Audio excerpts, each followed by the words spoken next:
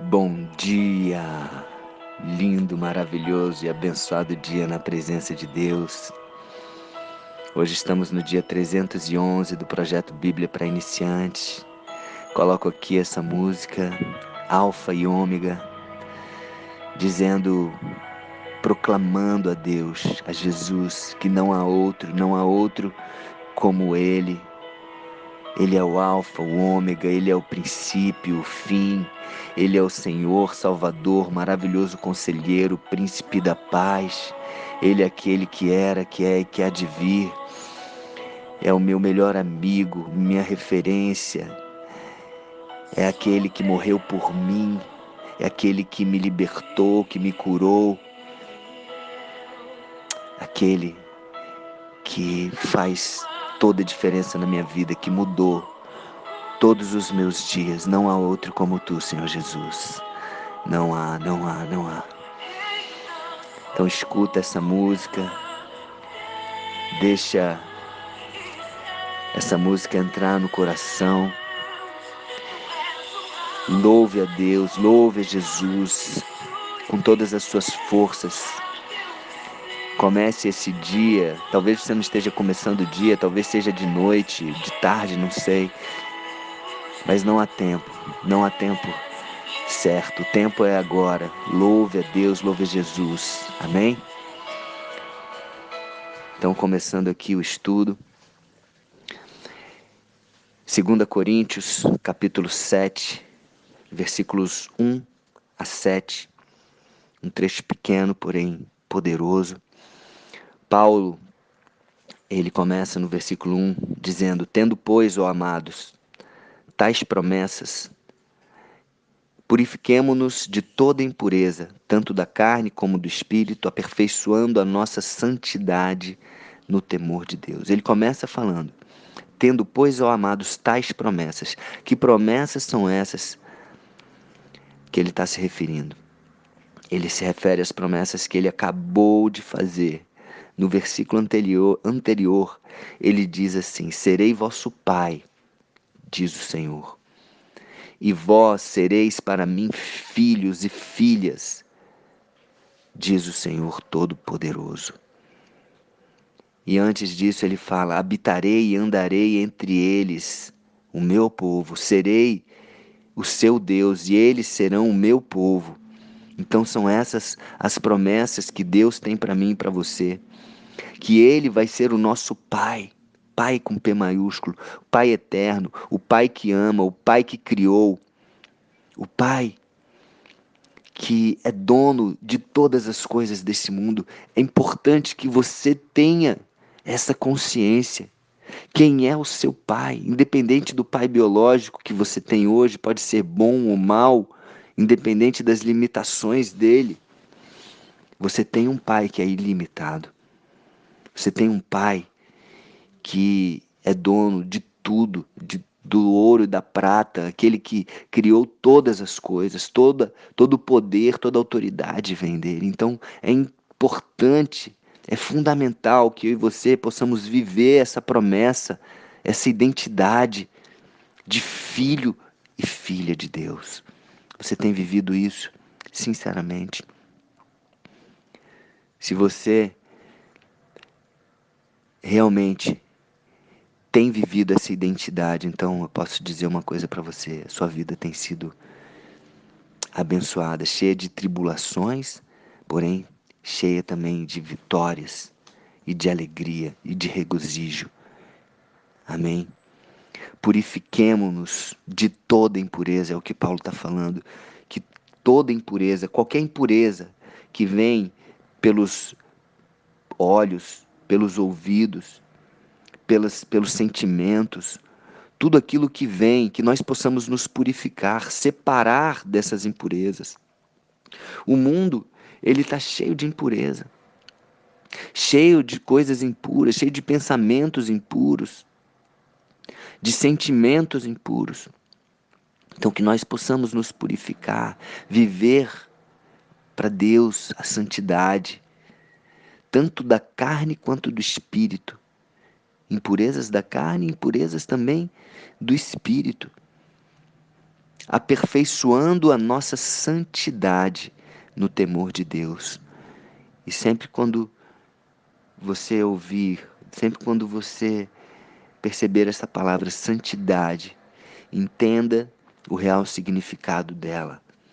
Santidade é se separar para um propósito de Deus, se separar das coisas do mundo, renovar a sua mente, transformar a sua mente, não se conformar com as coisas do mundo, no temor de Deus. O que é o temor de Deus? É saber que Deus, não é ter medo de Deus, é saber que Deus está vendo todas as coisas, que Deus, Ele perscruta nosso coração, que Deus esquadrinha os nossos pensamentos, sabendo que Deus é poderoso para nos recompensar e também poderoso também para nos castigar das coisas que desobedecermos Ele.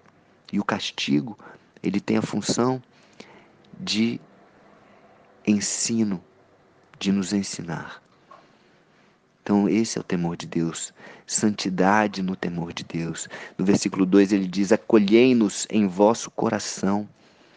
A ninguém tratamos com injustiça, a ninguém corrompemos, a ninguém exploramos. Paulo está dizendo da conduta íntegra que eles estavam tendo diante da igreja, diante das pessoas. Não falo para vos condenar, porque já vos tenho dito que estáis em nosso coração.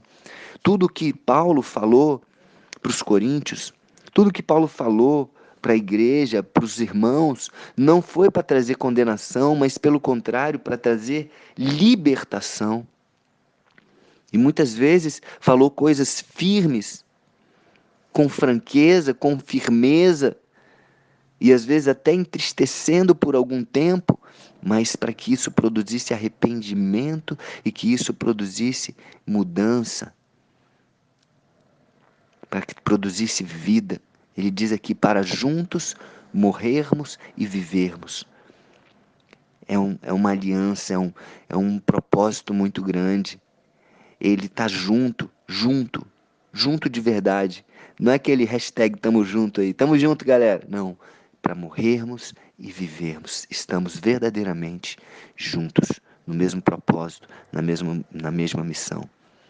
Muito grande é a minha franqueza, ele diz, para convosco, e muito me glorio por vossa causa. Sinto-me grandemente confortado e transbordante de júbilo em toda a nossa tribulação. Olha que louco isso, gente. Olha que louco. Sinto-me grandemente confortado e transbordante de júbilo. Júbilo já é alguma coisa maravilhosa. Júbilo. É uma alegria que não tem fim. E ele diz transbordante de júbilo em toda a nossa tribulação. Como assim? Em toda tribulação. Como estar transbordante de júbilo em toda nossa tribulação? Ele fala em outra passagem: tende por motivo de toda alegria passardes por várias provações. Na verdade, Tiago fala isso na carta dele, na carta de Tiago. Que louco é isso, viver isso. Quer dizer que nós podemos passar por muitas tribulações e ao mesmo tempo ainda estar assim transbordante de júbilo? Sim, a tribulação é exterior. O júbilo, a alegria, o regozijo é interior. Não precisa você viver conforme o exterior, conforme as coisas, conforme o que o mundo dita. Você pode viver conforme o que Deus dita, conforme aquilo que Deus fala para mim e para você. Porque chegando nós, continua ele, a Macedônia, nenhum alívio tivemos. Olha aqui, ele fala, nenhum alívio tivemos.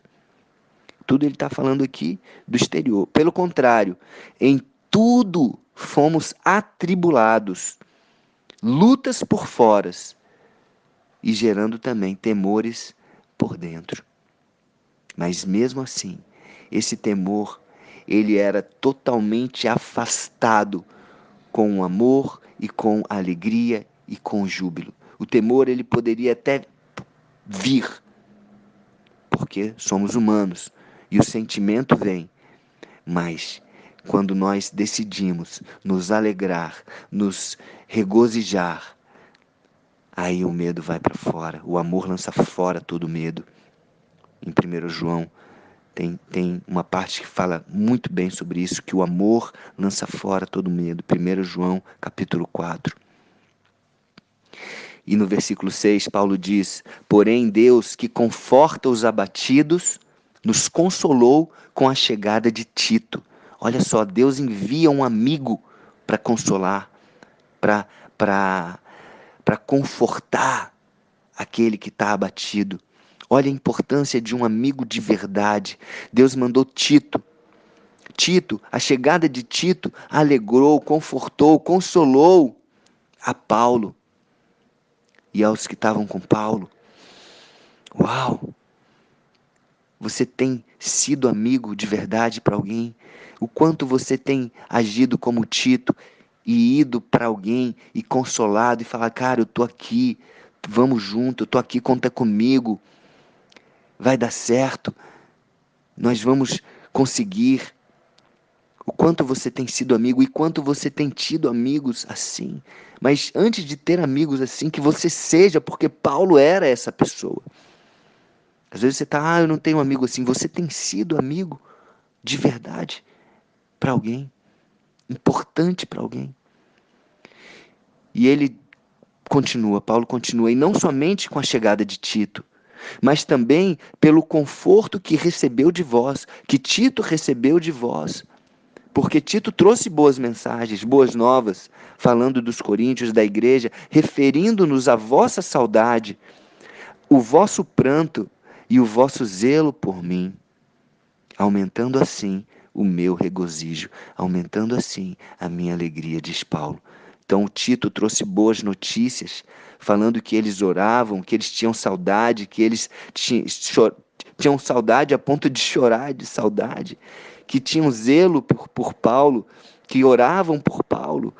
Então Paulo ficou confortado, consolado, através de Tito e também das notícias que Tito trazia da igreja. Uau, como é importante. Lá em Colossenses diz: carregai as cargas uns dos outros. Colossenses, se não me engano, capítulo 2, versículo 6. Carregai as cargas dos outros. Então, o quanto você tem carregado a carga de um amigo seu, das pessoas, o quanto você tem dividido isso. Amém? Então, é isso. Que Deus te abençoe, que você tenha júbilo, que você transborde de júbilo em toda tribulação, não importa a situação, não sei o que você está passando hoje, talvez uma situação de dor, de tristeza, de doença.